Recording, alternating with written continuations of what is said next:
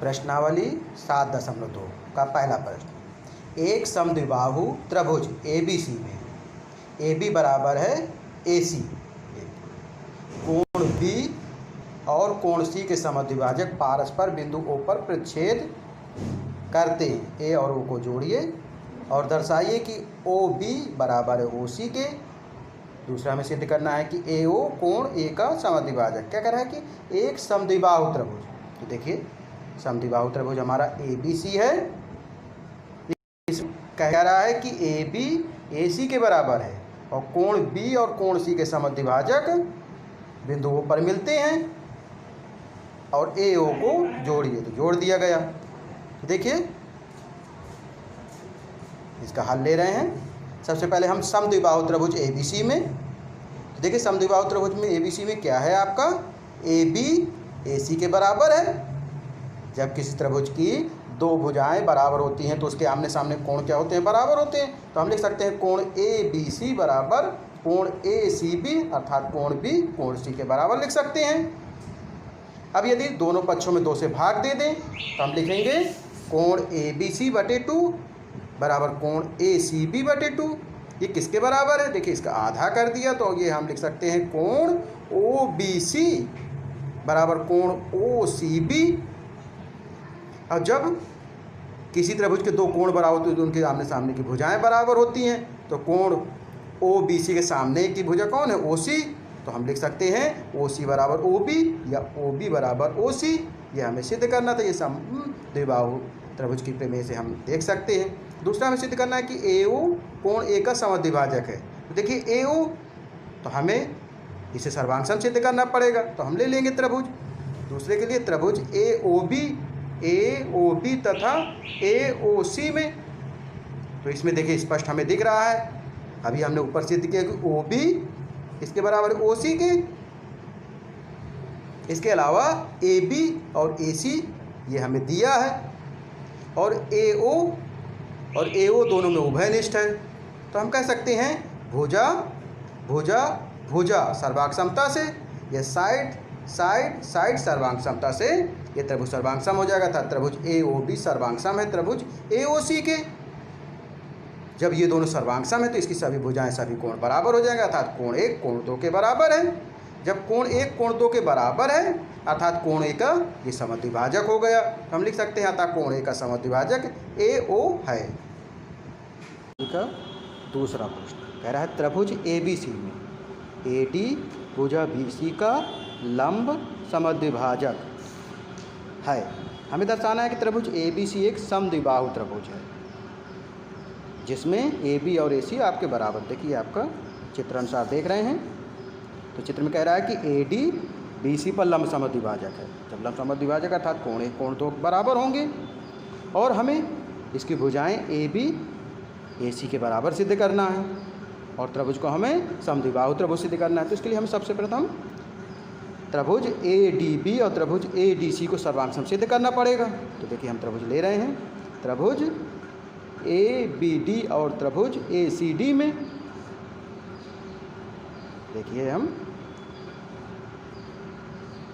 देखिए इसमें त्रिभुज ABD और त्रिभुज ACD में BD और DC बराबर है।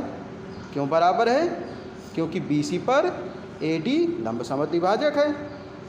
लिख सकते हैं इसे हम कोष्टक में कि AD BC का समद्विभाजक है। इसके अलावा हमारा कोण 1 कोण 2 के बराबर है क्योंकि प्रत्येक 90 अंश का है। क्यों है 90 अंश का, क्योंकि AD परपेंडिकुलर है BC के। और इसमें देखिए AD भुजा AD के बराबर है, क्योंकि दोनों त्रिभुजों में क्या है, उभयनिष्ठ है। तो हम कह सकते हैं भुजा कोण भुजा सर्वांग समता से, साइड एंगल साइड सर्वांग समता से ये त्रिभुज आपके क्या हो जाएगा, सर्वांग सम हो जाएगा। अर्थात त्रिभुज ABD सर्वांग सम है त्रिभुज ACD। जब ये सर्वांग सम दोनों त्रिभुज सिद्ध हो गए तो हम कह सकते हैं कि आपका AB बराबर है AC के। जब AB और AC बराबर है तो ये त्रिभुज आपका कैसा हो जाएगा, एक समद्विबाहु त्रिभुज होगा। त्रिभुज ABC एक समद्विबाहु त्रिभुज है, ये हमें सिद्ध करना है। अब देखिए अगला प्रश्न ले रहे हैं, तीसरा प्रश्न कह रहा है कि ABC एक समद्विबाहु त्रिभुज है जिसमें बराबर भुजाओं AC और AB पर क्रमशः शीर्ष लंब BE और CF खींचे गए। दर्शाइए कि ये शीर्ष लंब बराबर है। तो ये देखिए, अभी हम इसमें चित्र अनुसार देख रहे हैं कि ये हमारा ABC समद्विबाहु त्रिभुज है जहाँ AC और AB आपके बराबर है और AC और AB पर शीर्ष लंब कौन से हैं आपके? दो शीर्ष लंब खींचे गए हैं, BE और CF। BE और CF, तो ये क्या हो जाएंगे आपके? 1 और 2 दोनों 90 अंश के हो जाएंगे। देखिए हम ले रहे हैं आपका सॉल्यूशन। तो त्रिभुज ABE में ABE तथा त्रिभुज ACF में देखिए हम लिख सकते हैं कि कोण A दोनों में क्या है आपका? उभयनिष्ठ है। इसके अलावा कोण 1 और कोण 2 दोनों प्रत्येक 90 अंश की हैं। इसके अलावा AB और AC बराबर है, क्योंकि इसमें क्या कह रहा था कि ABC एक समद्विबाहु त्रिभुज है जिसमें बराबर भुजाओं AB और AC। तो इसमें क्या है आपका? AB और AC क्या दिए हैं? दोनों बराबर हैं। तो हम कह सकते हैं कि भुजा कोण कोण सर्वांग समता से। तो देखिए आपका पहला कोण कोण कोण भुजा, तो एंगल एंगल साइड सर्वांग समता से ये त्रिभुज आपका क्या हो जाएगा? सर्वांग सम हो जाएगा। तो हम लिख सकते हैं त्रिभुज ABE सर्वांग सम है त्रिभुज ACF के। तो जब ये सर्वांग सम है तो इसके जो लंब होंगे वो बराबर हो जाएंगे, अर्थात BE बराबर है CF के। हमें ये सिद्ध करना था कि इनके जो लंब हैं वो क्या हो? बराबर हो, अर्थात BE बराबर हो CF के। देखिए इसी प्रश्नावली का चौथा प्रश्न कह रहा है कि ABC एक त्रिभुज है जिसमें AC और AB पर खींचे गए शीर्ष लंब BE और CF बराबर है, अर्थात इसके शीर्ष लंब हमें बराबर दी। तो दर्शाइए कि त्रिभुज ABE सर्वांग सम है त्रिभुज ACF के। दूसरा हमें सिद्ध करना है कि AB बराबर है AC के, अर्थात त्रिभुज ABC एक समद्विबाहु त्रिभुज। देखिए हम चित्र का अवलोकन करते हैं तो इसमें हमें ABC दिए था त्रिभुज, तो इसमें हमने दो शीर्ष लंब BE तथा CF खींचे और ये दोनों शीर्ष लंब बराबर हैं। तो देखिए हम आपको सॉल्यूशन ले रहे हैं इसका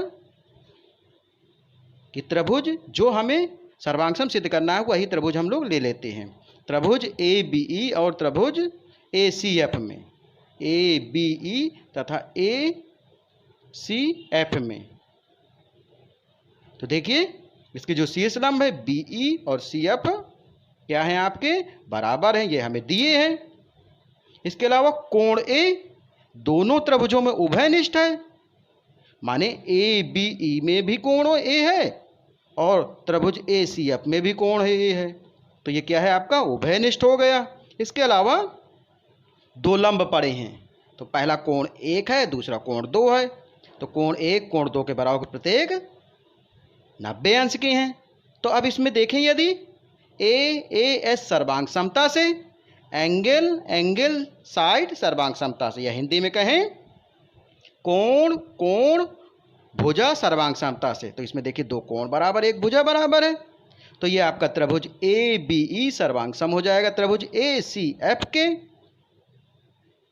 देखिए अब इसका दूसरा प्रश्न हमें क्या सिद्ध करना था कि AB बराबर AC के। चूंकि त्रिभुज ABE सर्वांग सम है त्रिभुज ACF के, जब कोई त्रिभुज सर्वांग सम होता है तो उसकी सभी भुजाएं और सभी कोण क्या होते हैं? बराबर होते हैं। तो हम लिख सकते हैं कि AB बराबर AC के। अब जब देखिए AB बराबर AC के हो गए तो त्रिभुज कैसा हो जाएगा आपका? समद्विबाहु त्रिभुज। तो हम कह सकते हैं कि त्रिभुज ABC एक समद्विबाहु त्रिभुज है। देखिए अगला प्रश्न हम ले रहे हैं, पांचवा प्रश्न है आपका, कह रहा है कि ABC त्रिभुज ABC और त्रिभुज DBC समान आधार BC पर स्थित है, माने एक आधार है, ऊपर ABC है, नीचे DBC स्थित है। कैसे? ये कोण समद्विबाहु त्रिभुज है। समद्विबाहु त्रिभुज का मतलब इनकी दो भुजाएं बराबर हैं। तो दर्शाइए कि कोण ABD बराबर है कोण ACD के। देखिए हमने त्रिभुज ले लिया, पहला त्रिभुज है आपका ABC, ऊपर है BC आधार लिया है और नीचे आपका BCD है।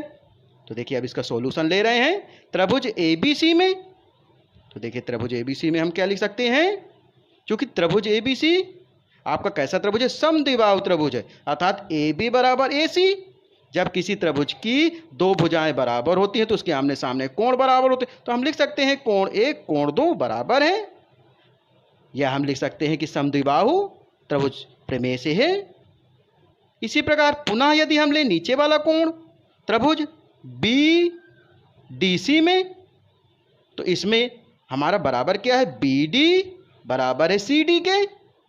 जब दो भुजाएं बराबर तो उनके आमने सामने कोण बराबर होगा, अर्थात कोण 3 कोण 4 के बराबर हो जाएगा समद्विबाहु त्रिभुज प्रमेय से। अब समीकरण 1 और 2 को जोड़ने पर, समीकरण 1 तथा समीकरण 2 को जोड़ने पर तो क्या हो जाएगा? कोण 1 प्लस कोण 3 बराबर कोण 2 प्लस कोण 4। अब देखिए कोण 1 प्लस कोण 3 क्या है? ये आपका कोण ए बी डी है, और 2 प्लस 4 क्या है? कोण ए सी डी है। तो हम लिख सकते हैं कि कोण ए बी डी बराबर है कोण ए सी डी के। यही हमें सिद्ध करना था, तो हम कह सकते हैं हेंस प्रूव्ड।